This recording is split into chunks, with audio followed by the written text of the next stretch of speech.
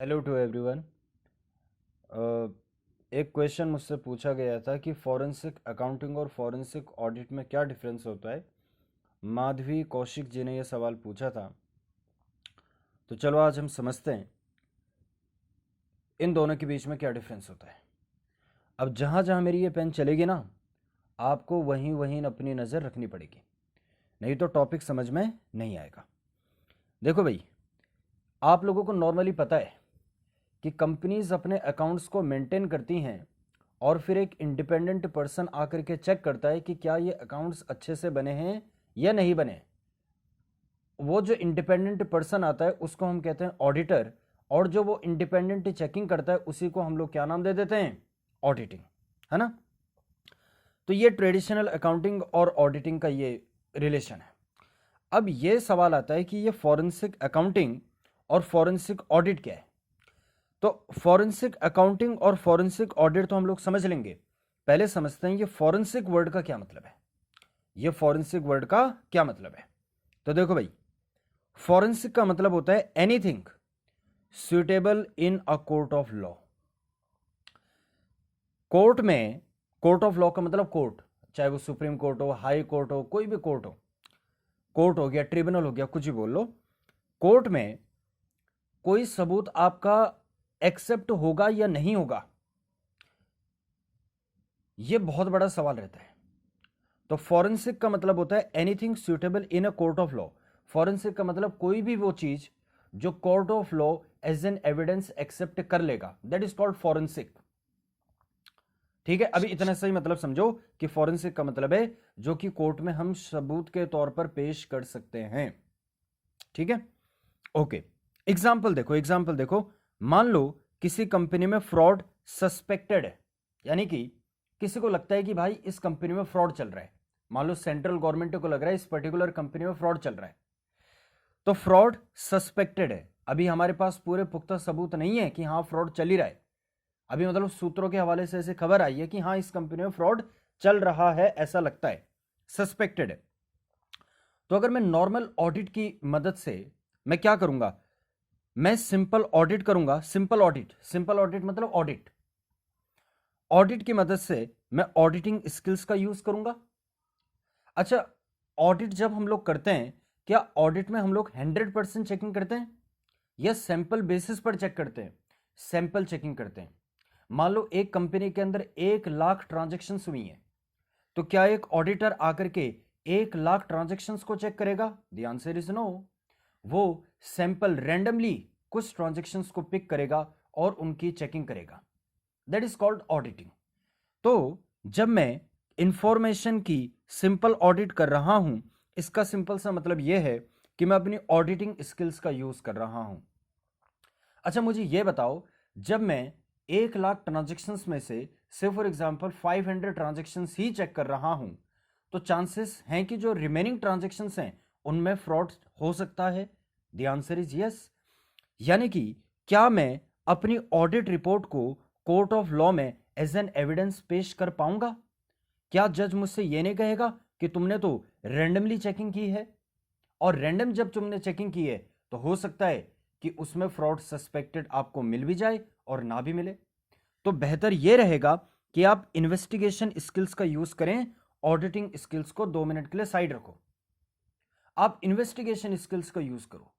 आप डिटेल में जाकर के चेकिंग करो, और जब आप डिटेल में जाकर के चेकिंग करोगे, उसके बाद जो आप रिपोर्ट तैयार करोगे, उस रिपोर्ट को जब आप अपने कोर्ट ऑफ लॉ में पेश करोगे, तो उसी को हम लोग नाम दे देंगे फॉरेंसिक, यानी कि anything suitable in a court of law. अब जो जज है वो आपकी उस रिपोर्ट को जो आपने इन्वेस्टिगेशन स्किल्स का यूज करके तैयार की है, उसको वो एक्सेप्ट कर लेगा। तो इसको मैं सिंपली अगर बोलूं, जब अकाउंटिंग स्किल्स के साथ, ऑडिटिंग स्किल्स के साथ इन्वेस्टिगेशन स्किल्स का यूज कर दिया जाता है, इसी को हम लोग कहते हैं फॉरेंसिक अकाउंटिंग या फॉरेंसिक ऑडिटिंग। अभी फॉरेंसिक अकाउंटिंग और ऑडिटिंग में यह समझ लो कोई डिफरेंस नहीं है। तो कोई अगर आपसे पूछे कि भाई फॉरेंसिक अकाउंटिंग या फॉरेंसिक ऑडिटिंग क्या होता है, तो आपको सिंपल सा जवाब देना है कि जब हम लोग अपनी अकाउंटिंग स्किल्स का यूज करते हैं, ऑडिटिंग स्किल्स का यूज करते हैं, उसके साथ साथ इन्वेस्टिगेशन स्किल का भी यूज कर लेते हैं तो उसको हम फॉरेंसिक अकाउंटिंग कहते हैं। Alright, okay. अब एक सवाल यह भी आता है कि जब हम फॉरेंसिक अकाउंटिंग की बात कर रहे हैं या फॉरेंसिक ऑडिटिंग की बात कर रहे हैं तो यहां पे समझना, हम फ्रॉड के ऊपर अपनी रिपोर्ट तैयार कर रहे हैं। कई बार क्या होता है, मान लो किसी का मर्डर हो गया, अब उस मर्डर के बेसिस पर भी हमें एक फॉरेंसिक रिपोर्ट तैयार करनी पड़ती है। तो क्या हम यहां पर क्राइम से रिलेटेड केसेस को डील करेंगे या जो फाइनेंशियल फ्रॉड्स कंपनी के अंदर होते हैं उनके साथ डील करेंगे? तो यहां पर हम लोग जो फाइनेंशियल फ्रॉड्स होते हैं उनके साथ डील करेंगे। हम लोग क्रिमिनल रिपोर्ट के साथ डील नहीं कर रहे। वो अपना बनाएंगे पुलिस ऑफिसर वगैरह, सीबीआई वाले, फॉरेंसिक रिपोर्ट, किसी का मर्डर हो गया, आरओसी मर्डर केस, फॉरेंसिक वो चल रही है, वहां पर रिपोर्टिंग तैयार हो रही है। हम लोग तो यहां पर किसकी बात करेंगे? अकाउंटिंग से रिलेटेड बात करेंगे, फ्रॉड से रिलेटेड बात करेंगे। तो अगर किसी कंपनी में फाइनेंशियल फ्रॉड्स हो रहे हैं, ठीक है, चोरी हो गई, थेफ्ट हो गया, एम्बेजलमेंट हो गया, तो उस सिचुएशन में कई बार कंपनीज भी क्या करवाती हैं? फॉरेंसिक ऑडिट करवाती हैं या फॉरेंसिक अकाउंटिंग करवाती हैं। ऑलराइट, तो ये मोस्ट पॉपुलर आपका कोर्ट में ही होता है कि आप जो है कोर्ट में फॉरेंसिक रिपोर्ट पेश करना चाहते हैं, लेकिन ऐसा जरूरी नहीं है। इंश्योरेंस कंपनीज फॉरेंसिक ऑडिट करवाती हैं। फॉरेंसिक ऑडिट क्यों करवाती हैं? मान लो कोई बड़ी कंपनी है, उस बड़ी कंपनी में आग लग गई, अब वो आग कैसे लगी, क्या लगी, ये इंश्योरेंस कंपनी क्लेम देने से पहले पूरा चेक करवाती है। तो इसी को हम क्या कहते हैं? फॉरेंसिक। यहां पर अकाउंटिंग का यूज हो रहा है। तो फॉरेंसिक अकाउंटिंग जरूरी नहीं है कोर्ट में ही हम लोगों को रिपोर्ट देनी हो तो फॉरेंसिक अकाउंटिंग करवाएंगे। फॉरेंसिक अकाउंटिंग कोई भी बड़ी बड़ी कंपनीज करवाती है। Is that clear to you? Yes. तो अब देखो भाई, एक फॉर्मल सी डेफिनेशन देख लेते हैं। फॉरेंसिक अकाउंटिंग का क्या मतलब होता है? देखो, पहले मैंने फॉरेंसिक का मतलब बता दिया, means suitable for use in a court of law. तो जिसे हम कोर्ट ऑफ लॉ में एज एन एविडेंस पेश कर सकते हैं, जो जज है वो उसको एक्सेप्ट कर लेगा, इसी चीज को हम लोग नाम दे रहे हैं फॉरेंसिक। फॉरेंसिक अकाउंटिंग का क्या मतलब होता है? देखो, फॉरेंसिक अकाउंटिंग में हम लोग एविडेंसेस को कलेक्ट करते हैं कि इस कंपनी में फ्रॉड हुआ है या नहीं हुआ, इस चीज का एविडेंस हमें कलेक्ट करना है ना। तो देखो क्या कह रहा है, forensic audit can be described as specialized field of accountancy. ये भी अकाउंटेंसी का एक फील्ड है, फॉरेंसिक अकाउंटिंग, है ना। फॉरेंसिक अकाउंटिंग भी एक अकाउंटेंसी का फील्ड है।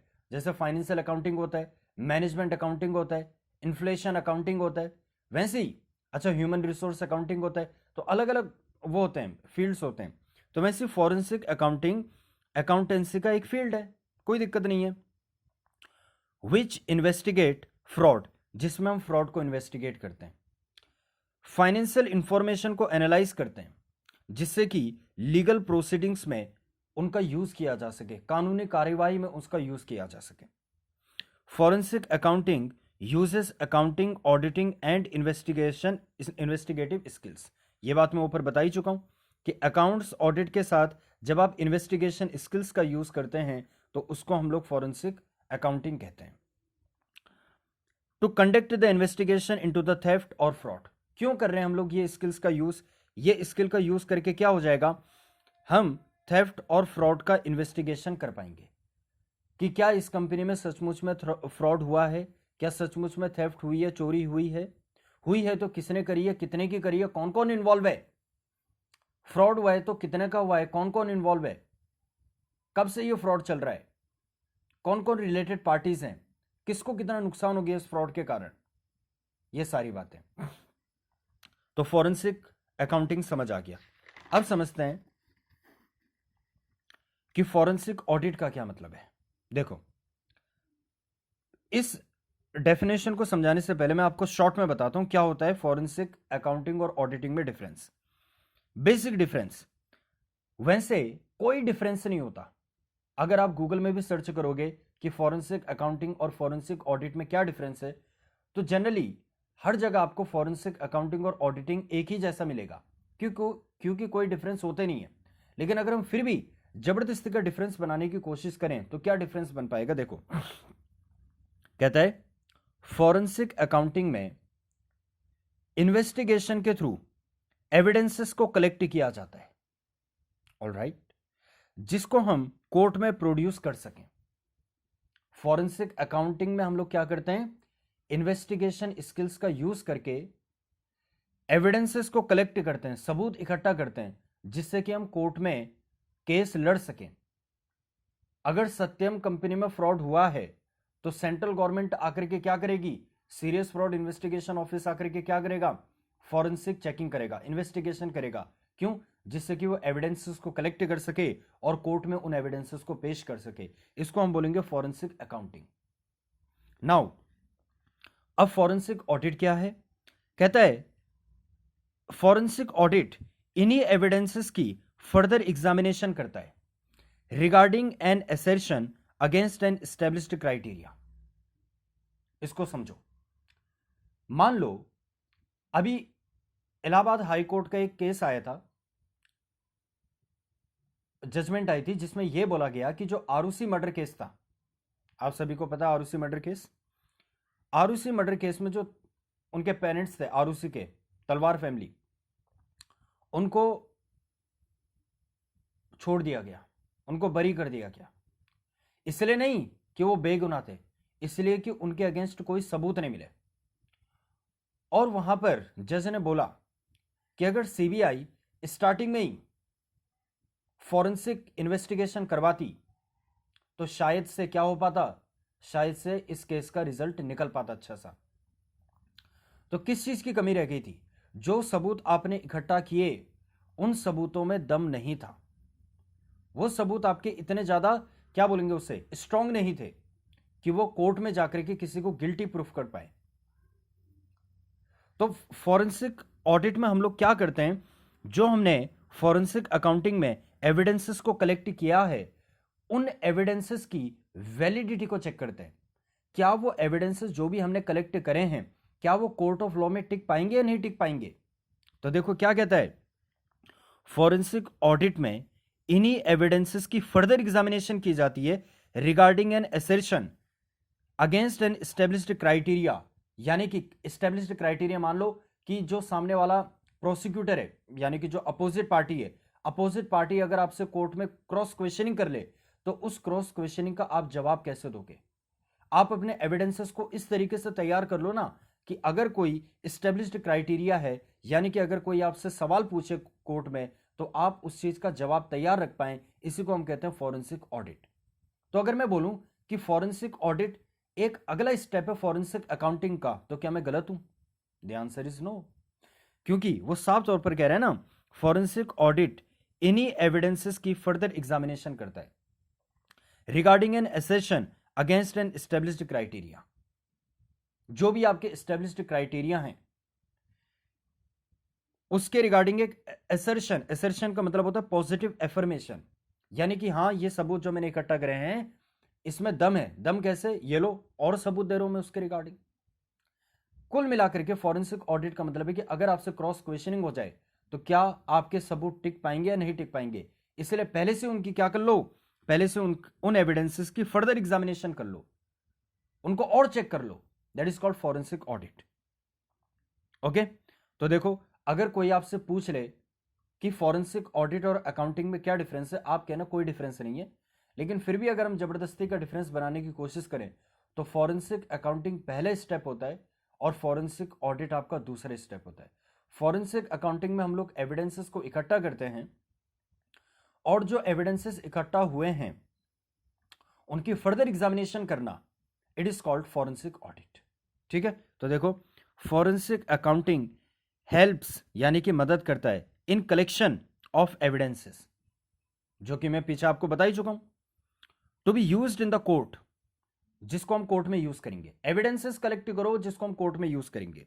तो फॉरेंसिक ऑडिट क्या करता है, एग्जामिनेशन ऑफ दीज एविडेंसेस, इन एविडेंसेस को फर्दर एग्जामिन करो। क्यों करो? Against an established criteria to be suitable for use in the court.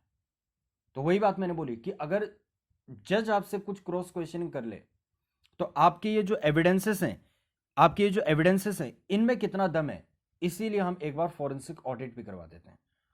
तो अगर पेपर में आपको लिखने पड़े तो ये याद कर लेना, फॉरेंसिक ऑडिट में क्या होता है, forensic audit can be defined as an examination of evidence regarding an assertion to determine its correspondence यानी कि connection to an established criteria, कि हाँ ये फ्रॉड हुआ था, इसके रिगार्डिंग एक कनेक्शन एस्टेब्लिश करने के लिए तुम क्या करते हो, फॉरेंसिक ऑडिट करते हो।